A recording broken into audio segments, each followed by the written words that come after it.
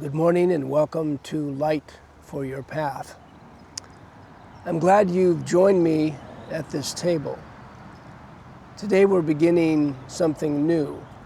Over the next 50 episodes, I want to walk with you through the things that quietly drive our lives. The fears, the hungers, the aches we carry, but rarely name out loud. I'm calling this journey what people are really searching for.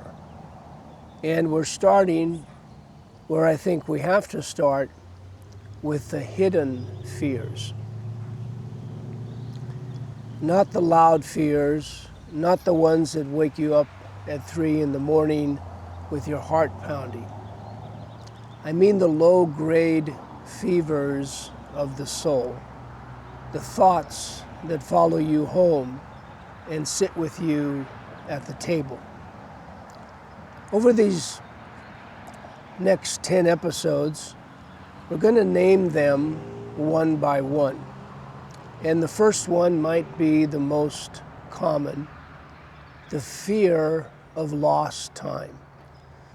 The fear that you are behind. And here's why this one hides. Because saying it out loud sounds ungrateful.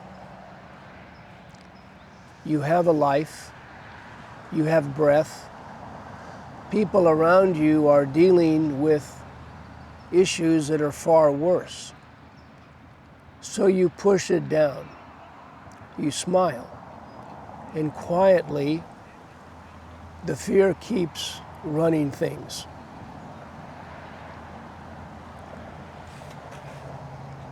I'm going to let this tea steep while we talk.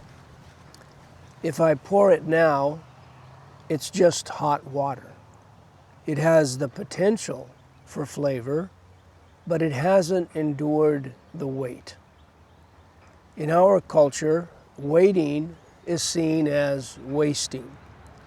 We feel that if we aren't producing, we're falling behind some invisible group of people who are doing more, earning more, becoming more than we are. But look at the nature around us. Does anything out here look like it's in a race? Does the oak tree feel behind because the wildflowers bloom first? They're all operating under providence, not a program.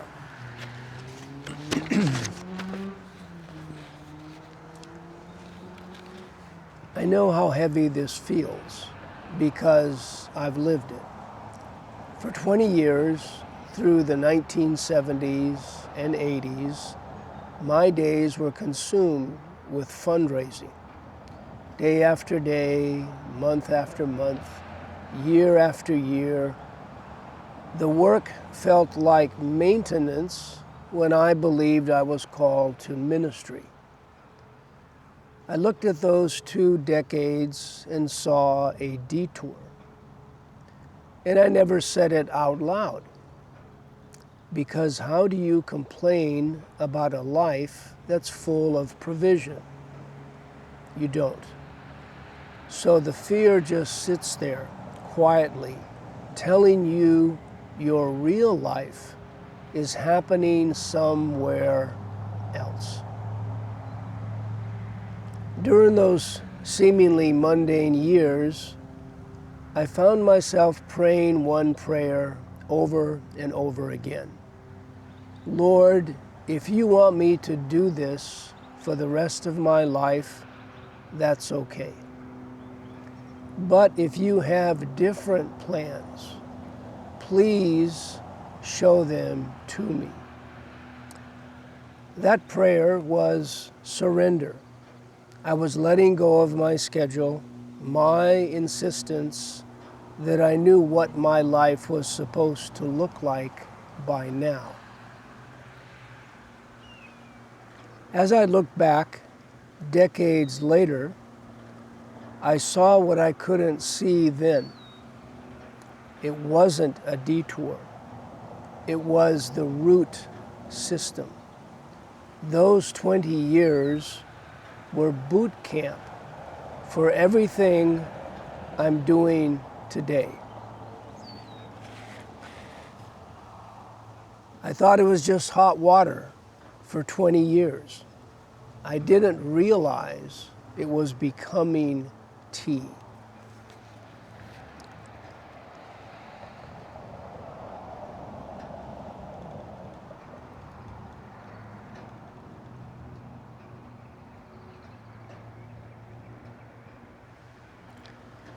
Maybe you're looking at a career that never launched, years stolen by illness, a relationship that consumed a decade and left you with nothing but scars. David knew this ache. In Psalm 13, verse 1, he cries, "Until when will you forget me, O Jehovah? Forever?" It's okay to sit at this table today and say that to God. He can handle it. Now, turn to Psalm 31, verse 15. David writes, "My times are in your hand." That word times in Hebrew is ittotai. It doesn't mean minutes ticking on a clock. The theological word book of the Old Testament connects it to appointed times, appointed seasons, those divinely scheduled turning points that give life its shape. David takes every one of them, the fruitful ones as well as the barren ones, and places them in God's hand, not his own. The fear of being behind assumes you're the one keeping the schedule. But David knew better. The God who appoints your seasons hasn't misplaced a single one of them. This tea has been steeping while we've been talking. It's ready now. That's worth noticing.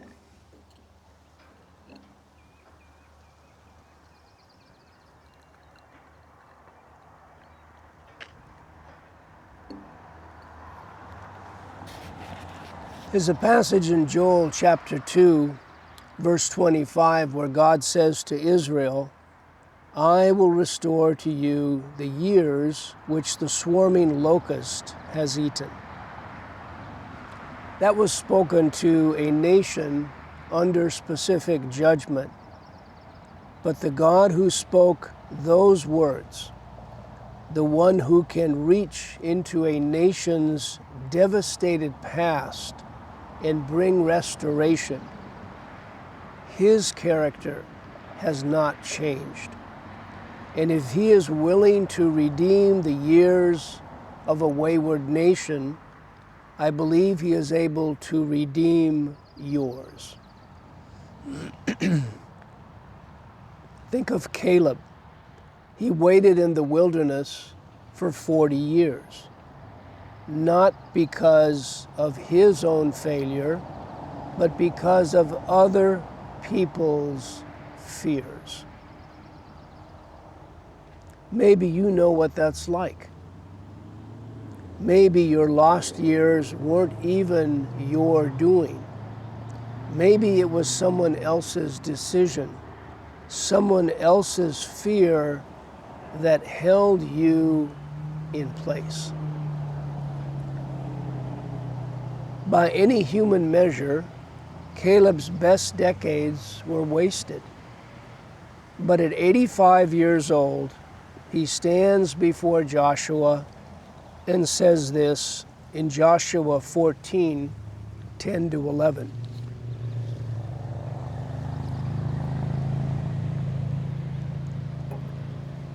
"And now behold, Jehovah has kept me alive. As he said, these 45 years since Jehovah spoke this word to Moses, when Israel went in the wilderness. And now, behold, today, I am a son of 85 years, yet I am as strong today as in the day Moses sent me. As my strength was then, so is my strength now for war, both to go and to come in. God didn't deplete Caleb in the waiting. He actually preserved him.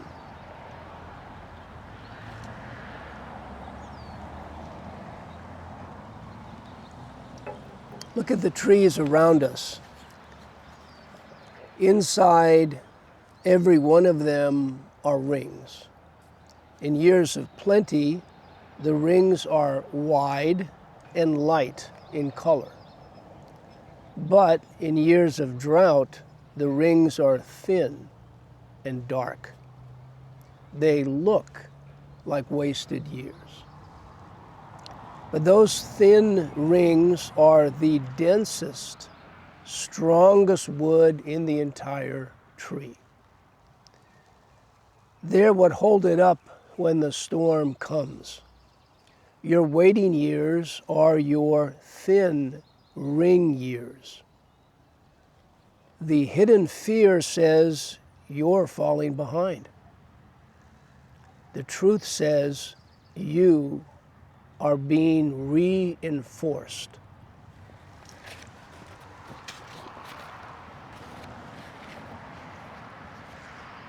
Psalm 23 verse 5 declares, "You prepare a table for me before one's distressing me."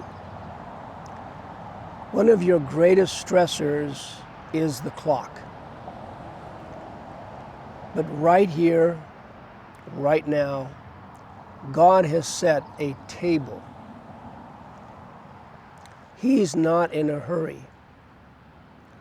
Why are you? May you leave this table today knowing that the God who timed the stars has timed your life. Your seasons are in His hand, the fruitful ones and the thin ones both. You are not behind. You are exactly where He is meeting you. And next time, we'll sit at this table again, because there's another hidden fear close to this one. It's the fear of being lost. Not geographically, the kind of lost where you have a full life and no idea where it's going.